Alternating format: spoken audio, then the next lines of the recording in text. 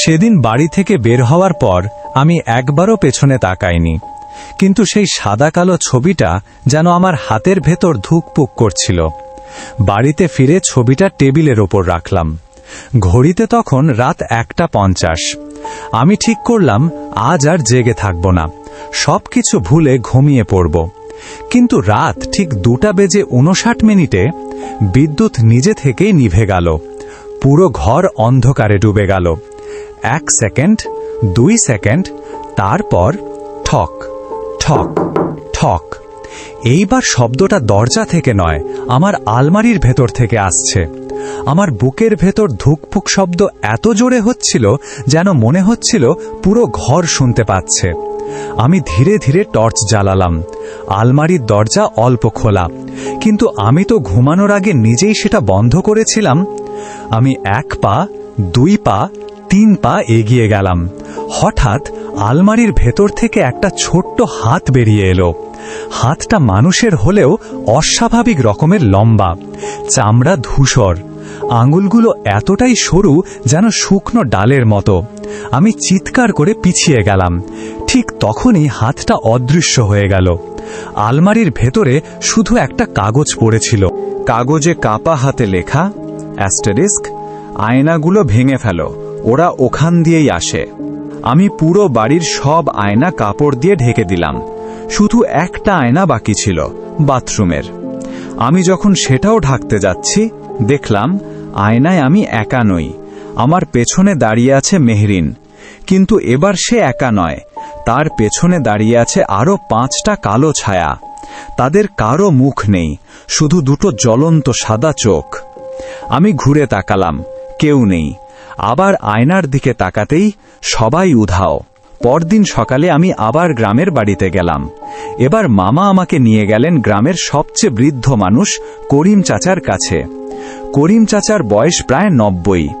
তিনি আমার হাতে থাকা ছবিটা দেখেই কেঁপে উঠলেন। অনেকক্ষণ চুপ থাকার পর বললেন, এরা মানুষ না। আমি জিজ্ঞেস করলাম, তাহলে কারা?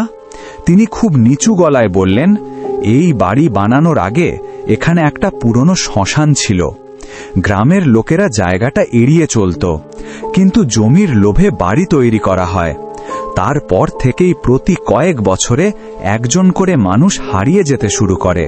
আমি জিজ্ঞেস করলাম, মেহরিন? করিম চাচা মাথা নাড়লেন। ও ছিল শেষ নয়। তারপর আরও 3 জন হারিয়েছে, কিন্তু গ্রামের মানুষ ঘটনাগুলো লুকিয়ে ফেলেছে। আমার শরীর ঠান্ডা হয়ে গেল। তাহলে ওরা এখন কোথায়? করিম চাচা আমার চোখের দিকে তাকিয়ে বললেন, দেয়ালের ভেতরে। ওরা মারা যায়নি, ওদের আটকে রাখা হয়েছে। ঠিক তখনই বাড়ির দোতলার দিক থেকে ভয়ঙ্কর একটা বিস্ফোরণের শব্দ এলো। আমরা সবাই দৌড়ে সেখানে গেলাম। দেখি 20 বছর ধরে বন্ধ থাকা ঘরের দরজাটা নিজে থেকেই পুরো খুলে গেছে। ভেতর থেকে বরফের মতো ঠান্ডা বাতাস বেরোচ্ছে, আর মেঝের ওপর লাল রঙে একটা মাত্র বাক্য লেখা, শেষ দরজাটা খুলে গেছে। আমি দরজার সামনে দাঁড়াতেই কানে খুব আস্তে একটা ফিসফিসানি শুনতে পেলাম, নাফিস, আজ রাত 12টার আগে সত্যটা জানতে না পারলে তুইও দেয়ালের ভেতর চলে যাবি। আমি দ্রুত ঘড়ির দিকে তাকালাম।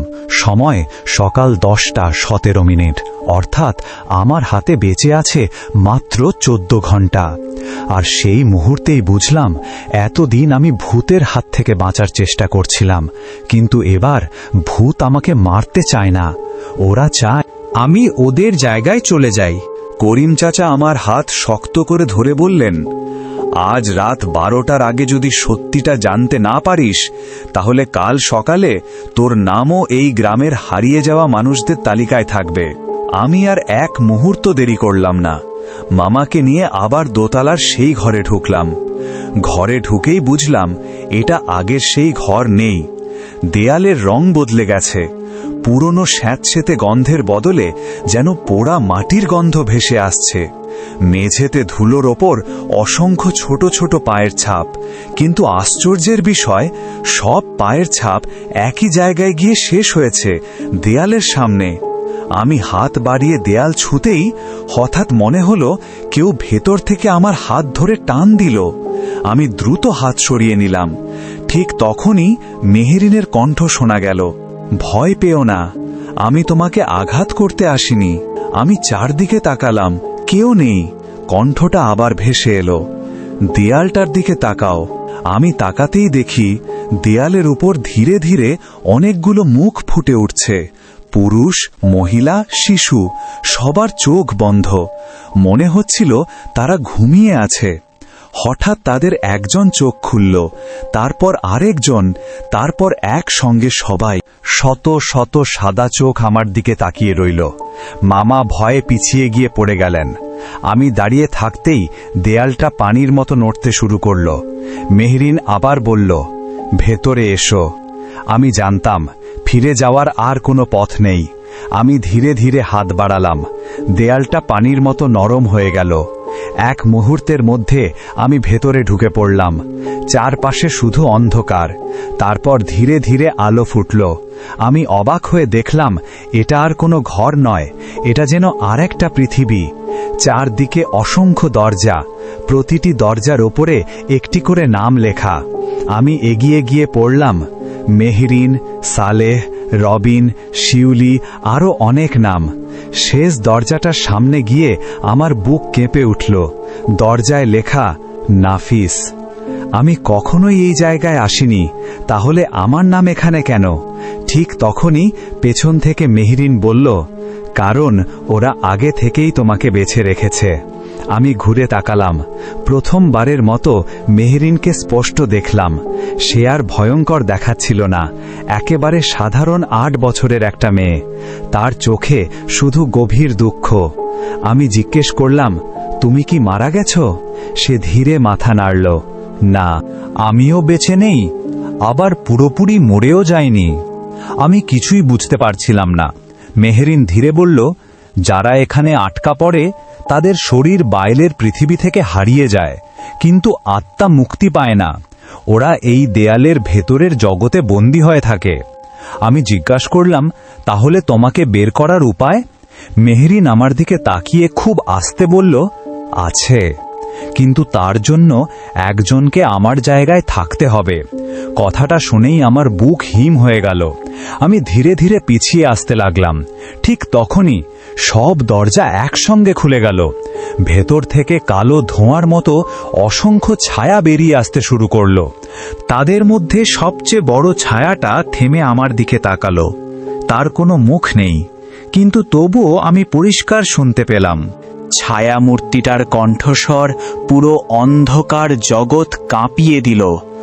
অবশেষে আমাদের নতুন রক্ষক এসে গেছে। কথাটা শেষ হতেই চারপাশের সব দরজা একসঙ্গে বন্ধ হয়ে গেল। বিকট শব্দে পুরো জায়গাটা কেঁপে উঠল।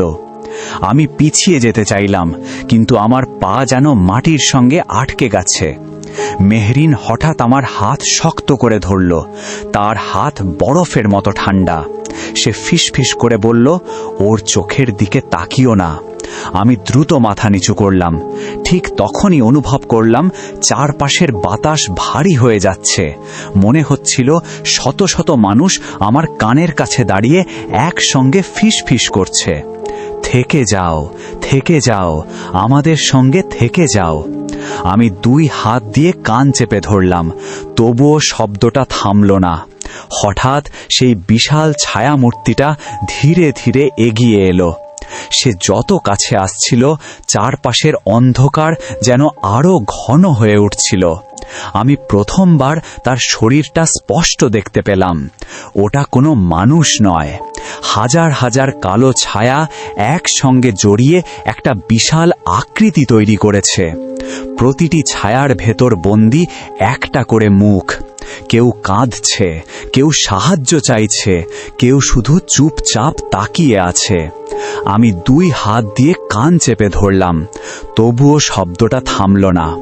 হঠাৎ সেই বিশাল ছায়ামূর্তিটা ধীরে ধীরে এগিয়ে এলো। সে যত কাছে আসছিল চারপাশের অন্ধকার যেন আরো ঘন হয়ে উঠছিল। আমি প্রথমবার তার শরীরটা স্পষ্ট দেখতে পেলাম। ওটা কোনো মানুষ নয়, হাজার হাজার কালো ছায়া একসঙ্গে জড়িয়ে একটা বিশাল আকৃতি তৈরি করেছে। প্রতিটি ছায়ার ভেতর বন্দি একটা করে মুখ। কেউ কাঁদছে, কেউ সাহায্য চাইছে, কেউ শুধু চুপচাপ তাকিয়ে আছে। মেহেরিন কাঁপা গলায় বলল, ওদের দেখো, এরা সবাই একদিন আমার মতোই মানুষ ছিল। আমি হতবম্ব হয়ে জিজ্ঞেস করলাম, তাহলে ওদের মুক্তি দেওয়ার কোনো উপায় নেই? মেহেরিন কয়েক সেকেন্ড চুপ থেকে বলল, আছে, কিন্তু তার জন্য ওর আসল হৃদয়টা ধ্বংস করতে হবে। ওর হৃদয় কোথায়? মেহেরিন কাপা হাতে দূরের একটা লোহার দরজার দিকে আঙুল তুলল। সেই দরজাটা অন্য সব দরজার মতো ছিল না। তার ওপরে কোনো নাম লেখা নেই, শুধু লাল রঙে আঁকা একটা চোখ। ছায়া মূর্তিটা হঠাৎ প্রচণ্ড গর্জন করে উঠল। মুহূর্তের মধ্যেই শত শত কালো হাত মেঝে ভেদ করে বেরিয়ে এলো। সেগুলো আমার পা চেপে ধরল। আমি প্রাণপণে নিজেকে ছাড়ানোর চেষ্টা করছি। ঠিক তখনই মামার গলা শুনতে পেলাম, নাফিস। আমি অবাক হয়ে তাকালাম। দেখি মামা এখনো দেয়ালের ওপাশে দাঁড়িয়ে আছেন। তিনি মরিয়া হয়ে আমাকে টেনে বের করার চেষ্টা করছেন। মেহেরিন চিৎকার করে বলল, এখনই ওই দরজাটা খোলো। আমি শেষ শক্তিটুকু দিয়ে কালো হাতগুলোর বাঁধন ছিঁড়ে দৌড় দিলাম। লোহার দরজার সামনে পৌঁছে হাতলটা ধরতেই শরীরের ভেতর বিদ্যুতের মতো একটা শক অনুভব করলাম। দরজাটা ধীরে ধীরে খুলতে শুরু করল। ভেতরে কোনো ঘর ছিল না, মাঝখানে একটা ছোট্ট পাথরের বেদি, তার ওপর রাখা একটা পুরনো লাল ফিতা, ঠিক সেই ফিতা যেটা মেহরিন হারিয়ে যাওয়ার দিন মেঝেতে পড়েছিল। মেহরিন খুব আস্তে বলল, সবকিছুর শুরু এখান থেকেই। আর ঠিক সেই মুহূর্তে পেছন থেকে ছায়া মূর্তিটার বিকট গর্জন ভেসে এলো। মনে হলো পুরো দেয়ালের জগৎ ভেঙে পড়ছে। মেহরিন আমার দিকে তাকিয়ে চিৎকার করে বলল, ফিতাটা ছিঁড়ে ফেলো। আমি এক মুহূর্ত দেরি করলাম না। দুই হাতে লাল ফিতাটা শক্ত করে ধরলাম, কিন্তু ফিতাটা যেন সাধারণ কাপড় নয়। মনে হচ্ছিল আমি জ্বলন্ত লোহা ধরে আছি। আমার হাত পুড়ে যাচ্ছে।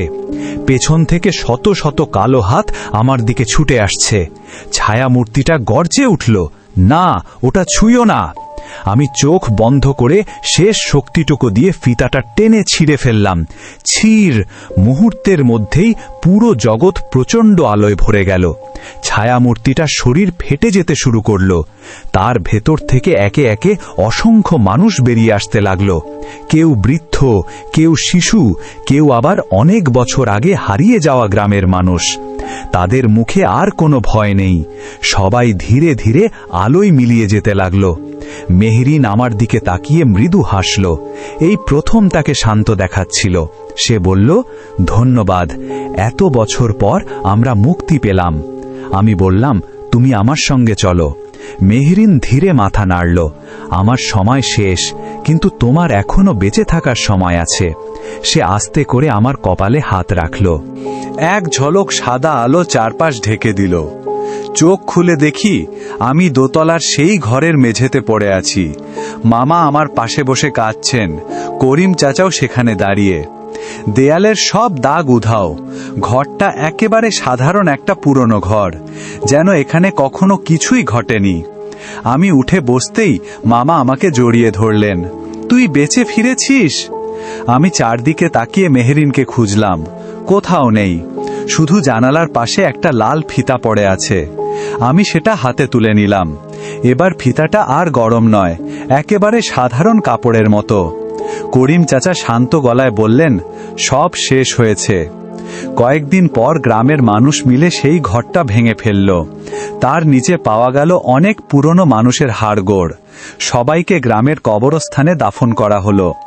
তারপর থেকে আর কেউ সেই বাড়িতে কোনো অদ্ভুত শব্দ শোনেনি। আমি ভেবেছিলাম দুঃস্বপ্নটা শেষ, কিন্তু ঠিক 1 মাস পরে এক রাতে ঘুম ভেঙে দেখি আমার টেবিলের ওপর সেই লাল ফিতাটা পড়ে আছে। আমি তো এটাকে গ্রামের বাড়িতেই রেখে এসেছিলাম। কাঁপা হাতে ফিতাটা তুলতেই দেখি তার নিচে একটা ছোট্ট কাগজ। সেখানে মাত্র একটি লাইন লেখা, সব দরজা বন্ধ হয়েছে, কিন্তু একটা আয়না এখনো খোলা আছে। আমি ধীরে ধীরে মাথা তুলে ঘরের আয়নার দিকে তাকালাম। আয়নায় আমি একা দাঁড়িয়ে নেই, আমার ঠিক পেছনে মেহেরিন দাঁড়িয়ে আছে, কিন্তু এবার তার মুখে হাসি নেই। সে ধীরে ধীরে ঠোঁট নাড়ল। দৌড়াও।